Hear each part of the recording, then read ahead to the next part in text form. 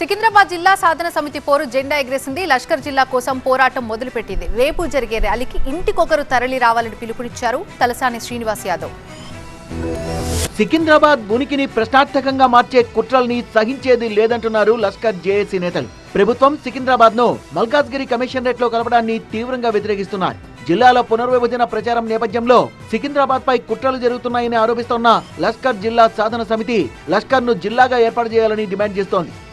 సికింద్రాబాద్ ప్రాంతాన్ని ప్రభుత్వం నామరూపాలు లేకుండా చేయాలనేటువంటి ఒక ప్రయత్నం జరుగుతుందో దాన్ని ప్రొటెస్ట్ చేయడానికి ఒకవైపున ముఖ్యమంత్రి గారు సికింద్రాబాద్ని నేను టచ్ చేయలేదంటూ మరి ఎందుకు నార్త్ జోన్ ఆఫీస్ మల్కాజిగిరి అయిందో చెప్పవలసినటువంటి అవసరం ఉంది.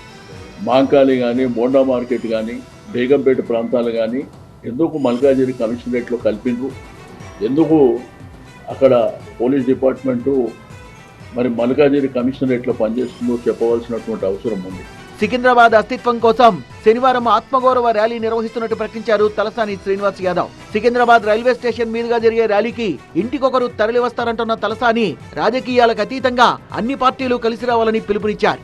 రేపు ఉదయం 9 గంటలకు జరగబోయేటువంటి సికింద్రాబాద్ అస్తిత్వం ఆత్మగౌరవ ర్యాలీ ఏదైతే ఒక శాంతియుతమైనటువంటి ర్యాలీని చేపట్టడానికి రేపు ఉదయం 9 గంటలకు సికింద్రాబాద్ రైల్వే స్టేషన్ మీదుగా Prashanth theatre, clock tower, Patny centre, అదేవిధంగా Manju theatre, Paradise, Gandhi statue వరకు ఈ ర్యాలీ కొనసాగుతుంది.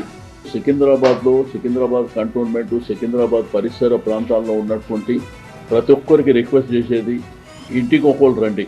ఇది మన యొక్క అస్తిత్వం, మన ఆత్మగౌరవం. అందరూ కూడా భాగస్వామ్యం కావాల్సినటువంటి అవసరం ఉన్నది. నేను ప్రధానమైనటువంటి రాజకీయ పార్టీలు కానీ స్వచ్ఛంద సంస్థలు కానీ అందరూ కూడా ఇన్వైట్ చేస్తా ఉన్నాను. శాంతియుతంగా గాంధేయ మార్గంలో లష్కర్ జిల్లాను సాధించుకుంటామంటున్న లష్కర్ జేఏసీ నేతలు ర్యాలీకి ప్రభుత్వం అడ్డంకులు సృష్టించొద్దని విజ్ఞప్తి చేశారు.